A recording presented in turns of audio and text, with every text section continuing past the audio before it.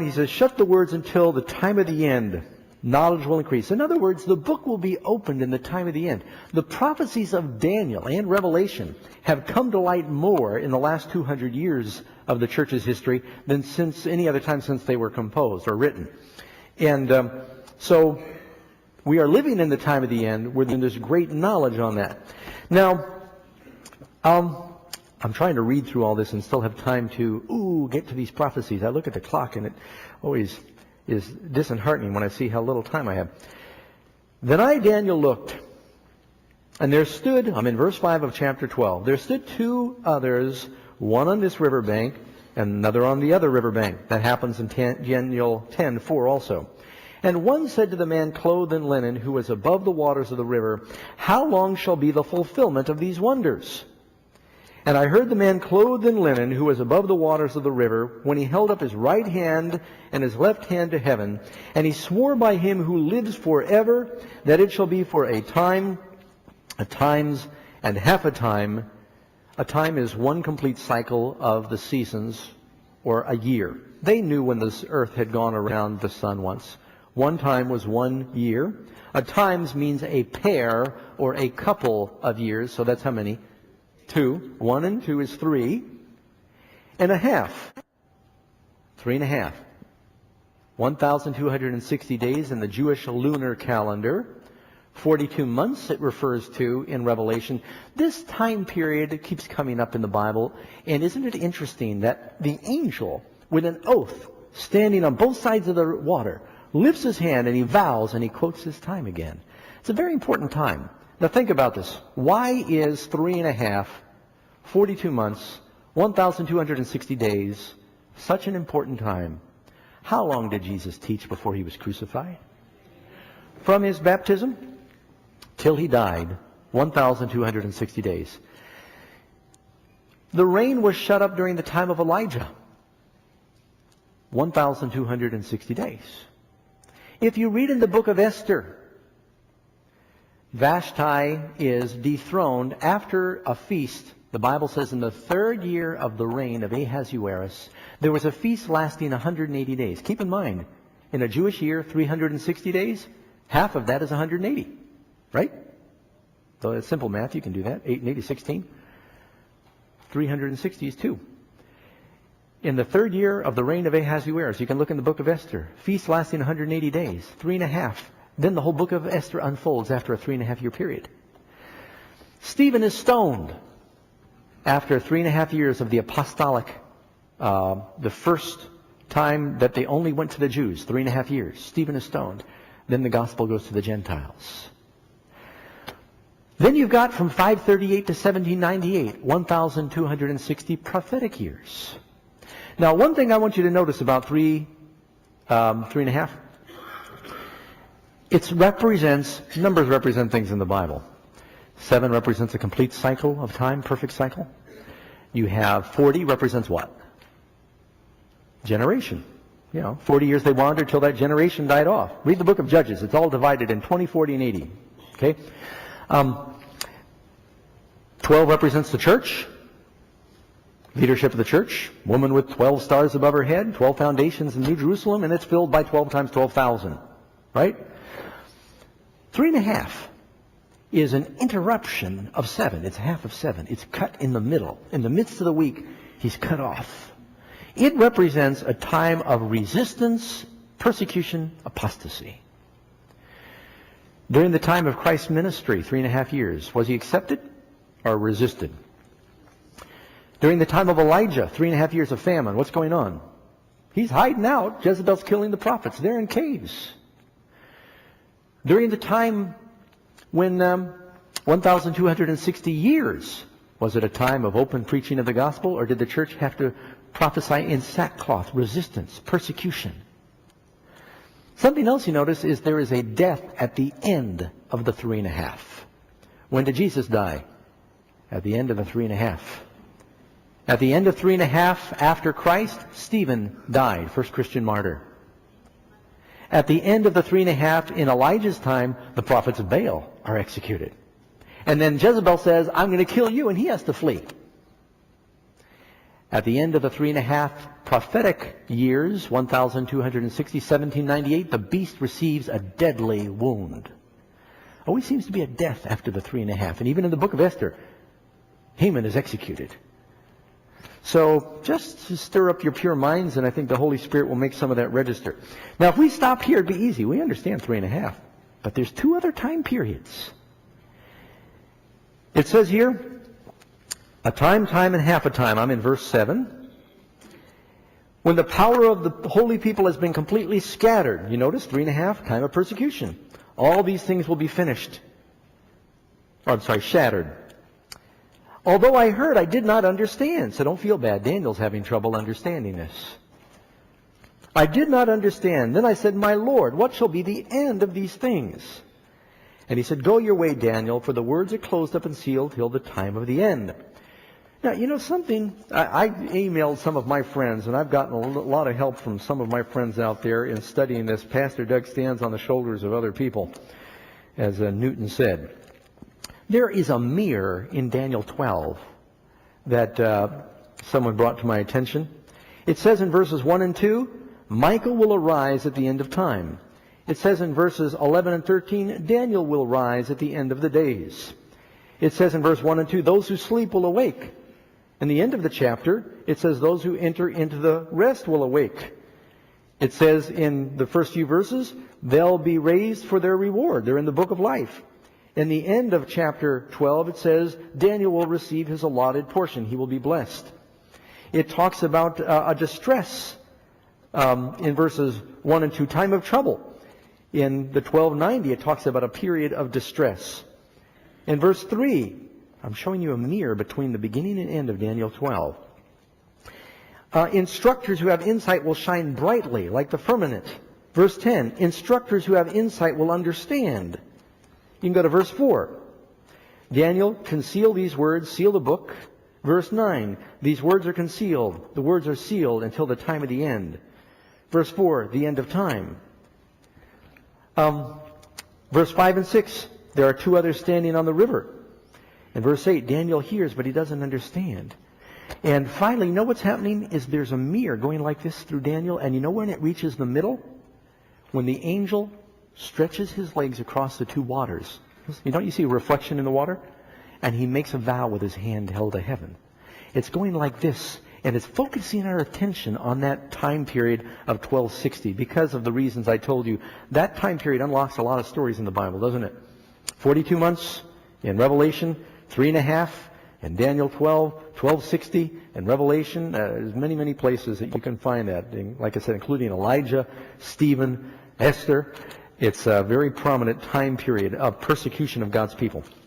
Now, then he goes on. What will be the end of these things? Verse 9, Daniel, go your way, for the words are closed up and sealed till the time of the end. Many will be purified and made white and refined. There'll be a special outpouring of the Spirit. But the wicked will do wickedly. Those that are just will be declared just. Those that are wicked will be declared wicked. The wicked, none of the wicked will understand, but the wise will understand. And then he throws 2 time periods at us at the very end. From the time the daily sacrifice is taken away and the abomination of desolation set up, there will be 1,290 days. Blessed is he who waits and comes to the 1,335 days, but go your way till the end, for you will rest and rise or stand in your inheritance, your lot, at the end of the days. I'm reading 2 versions together here. We finished Daniel 12, reading it. Oh boy, we haven't finished figuring it out.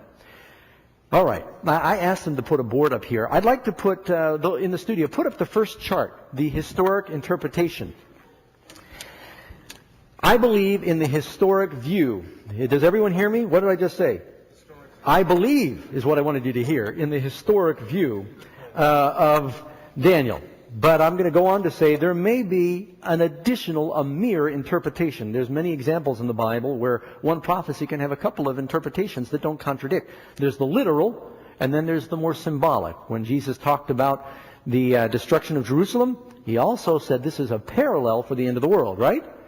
When Nathan told David, your son is going to build me a house, he not only meant Solomon, he meant Jesus, the son of David, would build a house. So look at Daniel 12 with that possibility. All right. You have the date of 508. Let me put the dates down here so I don't confuse myself. You've got 538. Yeah, that's what you got it right up there. That's the historic view. And then you've got 1798. And then you've got 1843. Now I almost had to do this on a board for you to understand. All right, we all know that you've got 1,260 years going from 538 to 1798. Time of great darkness, persecution. Beast receives a deadly wound here. But then he says there's the 1290. Well, if you go back 1290 from 1798, now I'm not going forward, I'm going back. It comes to the first time that Clovis, the king of the Franks, French known today, converted to Christianity, the Catholic version. It was becoming a political thing. And it was the first time that the church and state united, and the church in Rome received an army to do their bidding. By 538, they had got rid of their three enemies, the Heruli, Vandals, and Ostrogoths. And that's when they were sort of uninterrupted in their power. So they go there, and then they say if you go 1335 from 508, that brings you to 1843, which is where you've got the Great Awakening, the proclaimant of the Second Coming. It turned into the Great Disappointment, but there was a great religious awakening that the history books support in this time period. All right, I'm going to set this aside for a second. This is the historic view. How many of you have seen this? If you read the book by Lewis Ware, Daniel the Prophet by Stephen Haskell, Uriah Smith, they all support the historic view. I believe that. Here's where I'm going out on a limb a little bit. Now, do we have room to study these things out and wonder if there may be something additional in the future? Are we allowed? Will you mind if I just share this? Now, keep in mind, I think we need to be very careful when you do these things. First of all, I don't believe in date setting. I think we need to be... Here, let me quote James White. In exposition of unfulfilled prophecy where history is not written, the student should put forth his propositions with not too much positiveness, lest he find himself straying into the field of fancy. What I'm sharing with you now is basically just study. We need to explore, because even Daniel said there's some things I don't understand. In the Sabbath school study, the writer also says there's a lot of propositions about this. I would respectfully disagree with the writer of the lesson where he says we reject any future application. I think there may be something future in Daniel 12. Let me tell you why. Just looking at it honestly. Daniel 12, first of all, Daniel 11 says the time of the end, the time of the end. Then Daniel 12 says Michael stands up, resurrection, great persecution, great time of trouble. You go to the end of the chapter, Daniel, you will rest and stand in your lot at the end of the days. The whole context of everything is the great crescendo of prophecy. It's the great climax. To say that all of a sudden everything raptures back to Clovis, the king of the Franks, and what happened in 508, I think you can't block the prophecy there. I think you're limiting what may be there. Now, there are some quotes by the Spirit of Prophecy that have sometimes been misunderstood. Let me give this to you. This is from the Seventh Bible Commentary, 971. Let's put that up on the screen here. The people will not have another message upon definite time. After this period of time, she's speaking of the 2300-day prophecy that ends in 1844. After this period of time, reaching from 1842 to 1844, there can be no definite tracing of the prophetic time. Now, the word "the" is a definite article. What prophetic time is she talking about? The longest reckoning reaches to the autumn of 1844. Many people have used this statement and different forms of this statement to say, Ellen White said there could be no future interpretation of any prophecy. And she didn't say that. She was talking about people who kept moving the 1844 date and trying to reinterpret it. And she says, God's shown me that for this prophecy, for the prophecy, there is no time period goes beyond 1844. Does that make sense? You can't honestly use this to say that there's no time prophecies beyond that. I don't think that their time prophecy is to be part of our message even now, even what I'm going to share with you. Let's go to the next quote. Now, this is a quote from 6th manuscript release, page 251. 1 week ago last Sabbath, we had a very interesting meeting. They were dealing with a brother who is kind of off on his prophetic interpretation. Brother Hewitt from Dead River, I think that's prophetic, he's from Dead River, was there. He came with a message to the effect that the destruction, she begins to cite a number of his errors. Don't miss that. He came with a message to the effect that the destruction of the wicked and the sleep of the dead was an abomination within a shut door that a woman Jezebel, a prophetess, had brought in, and he believed was I. She said he believed I was Jezebel, this false prophetess, that I was that woman Jezebel. We told him of some of his errors. They recite some of his past errors, that the 1335 days were ended. Wait a second here. Here she says one of this brother's past errors was that the 1335 was ended. Isn't that what it says? And numerous other errors of his. She never quotes anything positive. She's quoting the errors of this brother. Does that make sense? You all with me? Let's look at the next. Is it true that there is no prophetic time in the future? Now I'm quoting from the Great Controversy, 640 verse 2. The voice of God is heard from heaven declaring the day and the hour of Jesus' coming. That's also in Maranatha and early writings. Now, if the voice of God is declaring the day and hour of Christ's coming, it hasn't happened yet, that is a prophecy, it is a time, and it is future. So you can't interpret her writings consistently to say there's nothing in the future that has to do with time. You still with me? All right. One more. July 30, 1903, letter to Daniels and Prescott. Let us read and study the 12th chapter of Daniel. It is a warning that we will need to understand before the time of the end. Future. We need to understand this. And so with that in mind, I think that we need to be very careful in our study of these things and not be dogmatic. But is it ever possible that in Daniel, does a day always represent a year in prophecy? Let's first talk about that. Daniel chapter 9 begins by Daniel reading the prophecies of Jeremiah. While I was reading the prophecies of Jeremiah that said that the children of God would be 70 years in captivity, those 70 years he refers to, are they literal or prophetic? They're literal. In Daniel chapter 4, where Nebuchadnezzar has a dream where 7 times pass over the king, those 7 times, we've learned that a time is a year, 7 times 7 years. Are they literal or prophetic? Well, they're literal. We know that Nebuchadnezzar historically, there may be a prophetic and spiritual application we don't know about, but I'm not going to go there. But we know that it at least has a literal application, right? Okay. So there is a precedent that, and if that statement I read by Ellen White a little earlier, she says, prophetic time is not to apply beyond 1844. Some have wondered, does that mean we don't apply a day for a year after 1844? But a day means a day. Now, with that in mind, in the studio, jump past this chart. We're going to go back to it, and I want to show, that's it. Yeah, let's show. There are many people, you keep in mind, and I'm not preaching heresy, I'm just trying to stir up, since our church, the jury is out on this, I think that we can share it without being heretics, right? Not being dogmatic. Everyone understand? We're praying and studying. There may be a last day meaning for Daniel chapter 12, in addition to the historical. Okay? In my office, you know how much mail I get at Amazing Facts where people say, I've done this Bible study, I'd like to share it with you. I probably have had 1,000, I might be exaggerating, studies that have come to me or emails where people say, I think there may be some last day application. These are good people, these are scholars in the church that think there may be some additional last day application for Daniel 12. Well, for one thing, we already know the time of trouble, is that past or future? Well, there was a time of trouble during the Dark Ages, but the plagues, when is that? Future. The resurrection, past or future? Michael standing up at the judgment ending, past or future? So many things we're looking at are future. Let's suppose for a second, you're going to have to look on the screen now at the chart that I'm showing. I'm not going to draw this on the board. There are a number of ways I've seen this arranged, but probably the most common is, you've got 3 time periods in Daniel 12. You get 1260.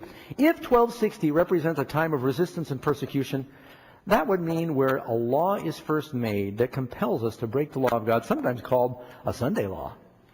Doesn't it say in Daniel they made laws that required you to break one of God's 10 commandments?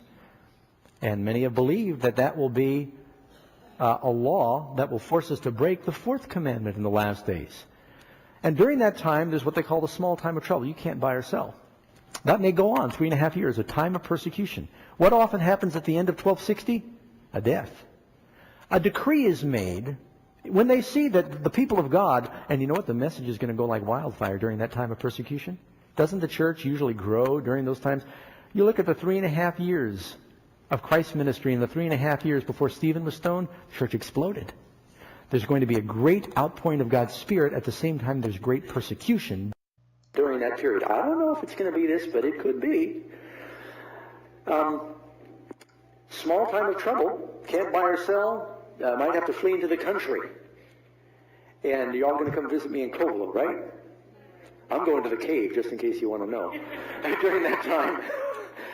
And I haven't told you where that is. But then there'll be a death decree. Now, have you noticed in the book of Esther, a death decree is made. And by the way, Ellen White says what happened to the people of God in Esther will be repeated at the end of time. A death decree is made, and a time period from the time the decree is made until it's implemented. You know, most governments give you a time. They say, this is the law, it will be implemented at this time. In the book of Esther, the decree is made, but it's not implemented till a future date. The shortest time period that our government typically has for implementing something is 30 days. Isn't that interesting? So that might be the time from the death decree until probation closes. During that time, you're going to have to flee into much more remote places than just the country living. You might have to flee to the refuges. And that would be that 30-day period. Then the 45 time is after probation closes. Michael stands up. Great time of trouble, 7 last plagues. It refers to, you can look at also in Joshua 14, verse 10. It speaks about the time of Jacob's trouble. Now, 45 days. How long did it take for the 10 plagues to fall on Egypt? It wasn't months. It wasn't years. It was. You add it up and it's about 45 days. We're not sure because it doesn't give the time, but you just look at this scenario and some plagues lasted for days, some happened quickly. There was little breaks in between when Moses went to the Pharaoh. I'm sorry, but I was not able to copy the remainder of the DVD very well. I believe very much that we need to be reading the prophecies and understanding them for our day. Sadly, most all of us SDAs have bought into the idea that nearly all the prophecies were completed in the past, so we don't need to be diligent students of prophecy today. Even SDA President Ted Wilson said in October 2015, "We are to follow the historicist view of prophecy and biblical understanding. Pastors, teachers, administrators, church elders, leaders, members, don't let anyone turn you from the historicist understanding." I must respectfully disagree. Not knowing the prophecies for their day is what destroyed the Jewish nation at the time of Christ. We are in imminent danger of repeating their mistake. I call on fellow SDAs especially to study the words of God. They are given to us on whom the ends of the world have come. Study the feast of the Lord to get timing clues and learn what Jesus is doing now. Study the books of Daniel and Revelation. And please, someone bind these 2 books of the Bible together and print them and distribute them like the leaves of autumn. And no, I'm not talking about Uriah Smith's book. I'm talking about the Bible books. And let's always remember in everything we do to keep looking to Jesus.